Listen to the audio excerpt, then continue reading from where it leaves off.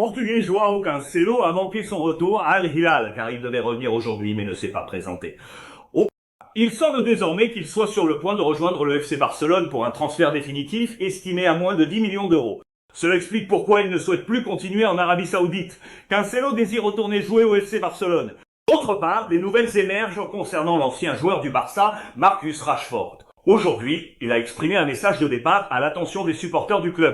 Il remercie sincèrement tout le monde pour avoir rendu son passage positif et inoubliable. Chaque instant a été apprécié et il emportera avec lui de nombreux souvenirs précieux.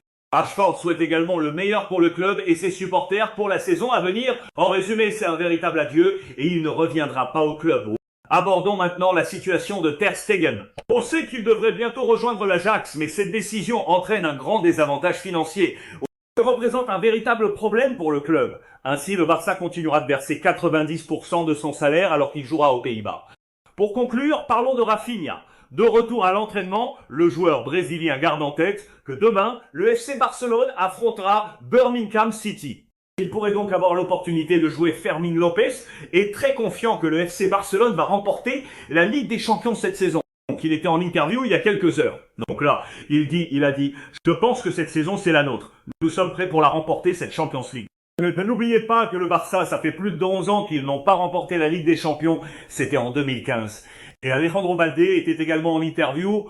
Donc le journaliste lui a posé une question. Vous avez vu le mercato du Real Madrid, Qu'est-ce que vous en pensez? Que le Real recrute beaucoup de joueurs, tout ça, ça va concurrencer le Barça. Il a dit, ils ne nous font pas peur. C'est un match à 11 contre 11. Une fois sur le terrain, les noms n'ont plus d'importance. Karim Adeyemi est également en interview. La nouvelle recrue du FC Barcelone. Et la question du journaliste, avez-vous peur de la concurrence avec Lamine Yamal? Ailier droit, Lamine Yamal. Adeyemi est également un ailier droit. Il a dit, non, je ne crains aucun joueur. Si je donne le meilleur de moi-même, j'aurai ma chance de jouer.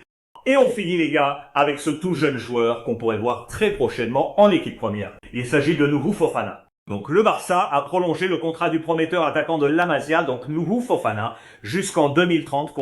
Donc l'attaquant de 18 ans inscrit quand même 9 buts en Liga et en Coupe du Roi avec les juvéniles là. Donc en gros c'est l'équipe U19.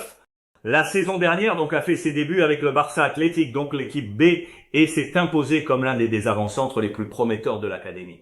Donc un joueur qu'on verra certainement en équipe première dans quelques années. Donc le Barça a sécurisé son avenir avec une prolongation de contrat.